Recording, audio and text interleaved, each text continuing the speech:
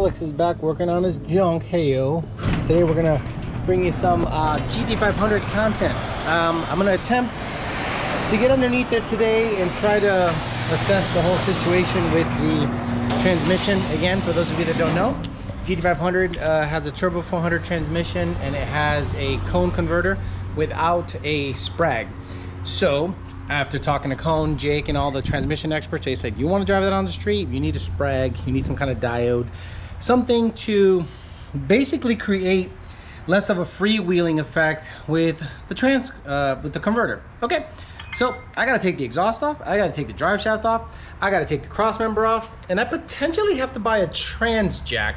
But let me get underneath there, see what's going on, and see how much work is actually involved. But before that, I wanted to show you guys, and I wanted to thank the people that were out there and responded. I put up a Facebook post asking if anybody had exhaust.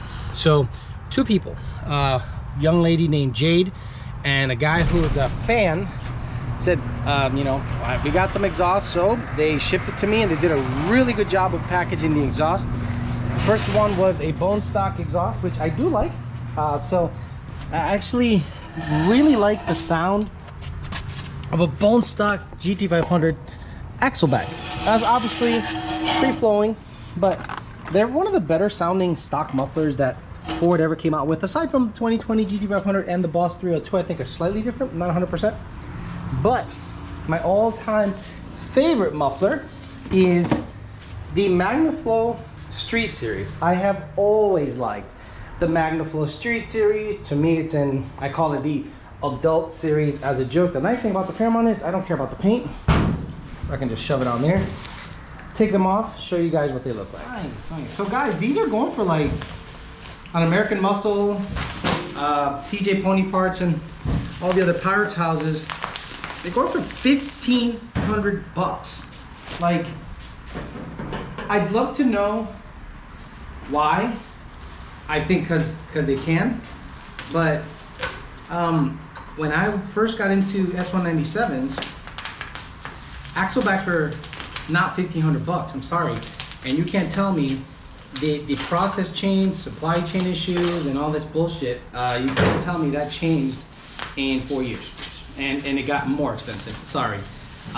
Look, that looks really good. So yeah, this is a, I think 2 3/4 MagnaFlow Street Series exhaust. The lady named Jade did a really good job packaging these mufflers, so thank you. I really appreciate people that give you a good deal. Guys, you guys want to know how much I got these for? $500. $500. Might sound expensive to y'all, but if the alternative was $1,500, yeah, I'll take $500 all day. So basically the other one looks similar. Let me make sure that one's good, and then I'll show you the difference between the stock and these, and then I'll get under the car and start messing around.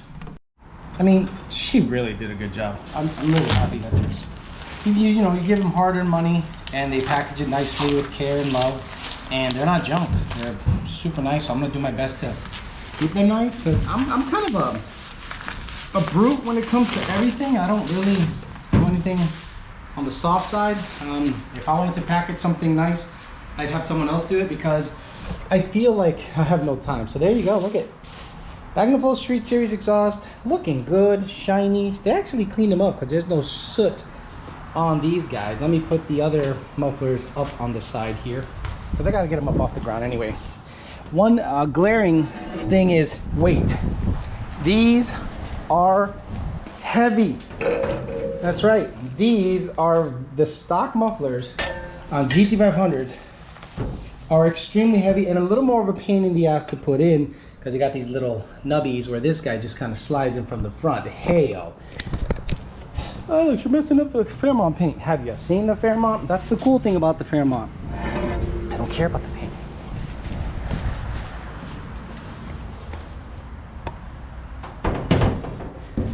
Very nice. I'll eventually put a rag down or something, but right now, it's all good. So there you go. The Street Series stock. Really difficult to find hardware anymore. I was talking to the parts farm, and I said, hey, do you guys have any exhaust hardware? He's like, what do you need? I said, I need everything, because this car had nothing.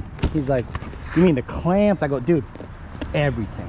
I need absolutely everything. He's like, I got you. So they got a 2014 Mustang in, and they were able to source all of the hardware. And this is very difficult to find, guys. This stuff is not easy to find. Guys, they had everything. Oh man, I love these guys. The 2 clamps, the hardware, shipped to you from the parts farm. Shout out. I'm gonna put their logo right here. And look at this, the 2 brackets, the hardware, the clamps, and the smaller brackets that I totally forgot about. Thank you, the parts farm. Shout out to you. Let's get under the car and start doing some more. I'm just one of those guys that, I don't know if it's old school, I just like to know how tight things are to see if there's something wrong. Just buzzing things off with a 400 foot-pound torque wrench.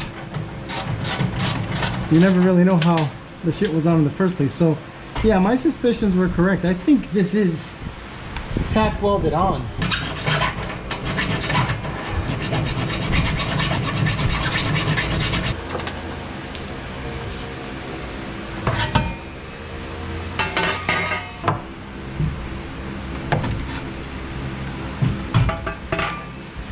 Onto the drive shaft. Yeah, I can do the drive shaft, I think. Let me see. Yeah, I can work on the drive shaft. Let's go ahead and do that. That looks to be not terrible. As long as the nuts aren't welded. They're not welded, are they? Oh, good.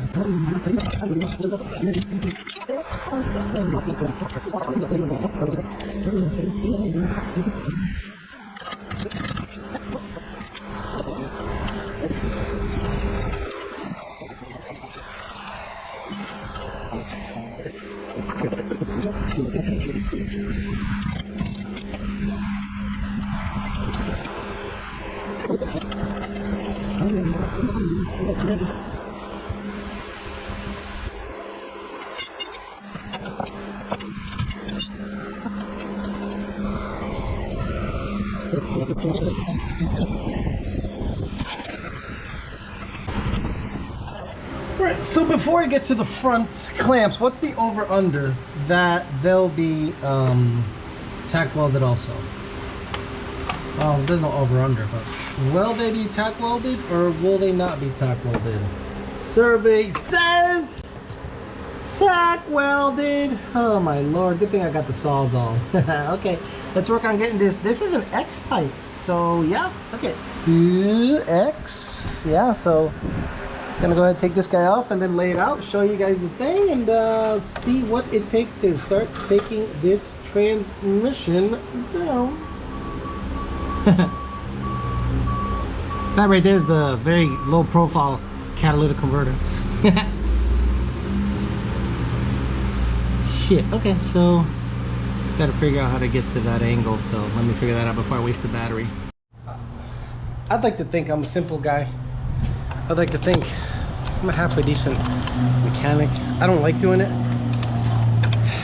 but when you have to cut off 5 welds on a part that is meant to be bolt on and slipped on, and if it doesn't slip on, the mechanic pounds it in, and then to ensure it never comes off, welds a bolt-on part in, you have to start kind of second guessing the mindset of how people put stuff together. I would like someone that understands the meaning of slip, fit, and bolt on to work on my ship. That's all. That's all. No indictment on any shop. 45 minutes. Okay, now let's get to the trans. Wow, I didn't show you any of that, guys, because it was insanely boring. And all I did was use a Sawzall. I guess you need a die grinder, a Sawzall, a 4.5-inch grinder to take clamps off of a car. Mind-blowing. Let's keep moving. We'll disconnect the converter from the flywheel or pressure plate, whatever you want to call it. Flywheel. So there's a bunch of bolts. So I got to keep turning the motor manually, put a big old wrench in the crank and try to turn it over manually to make sure that I can get to all the bolts. Once the converter is independent of the flywheel, I'll get up there and start working on the bolts. But before that, I have to undo the cross member back there. The cross member I have to undo, but I have it slightly supported with a jack. So might not need a trans jack, but we'll see. You know, I don't think I'm gonna get it done today. For the purposes of this video, it'll look like a maybe 20 to 25 minute video, but I'm gonna try to get everything done, as much as done possible. And if I can get away without buying a trans jack, sweet. If I can't, well, then I'll have to get a trans jack.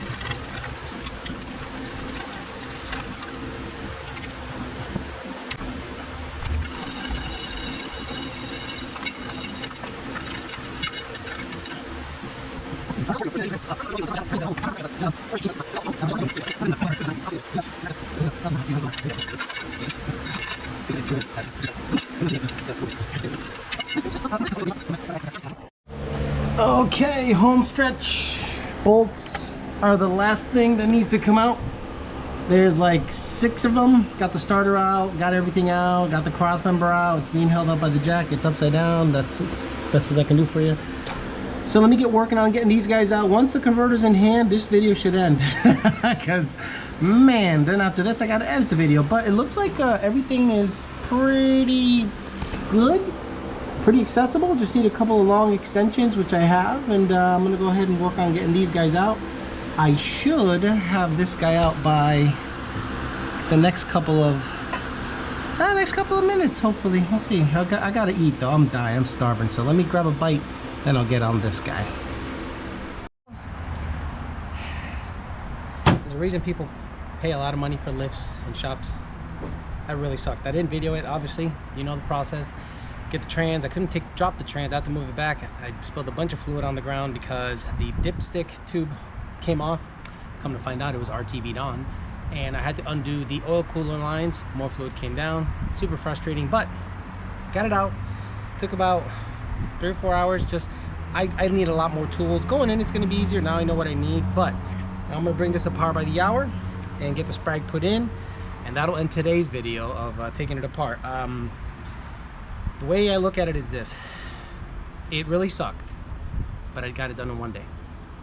I didn't have to wait months for an appointment. So, bright side. What is it? Glass half full. All right, guys, I'm out of here. Thank you for listening. See you later.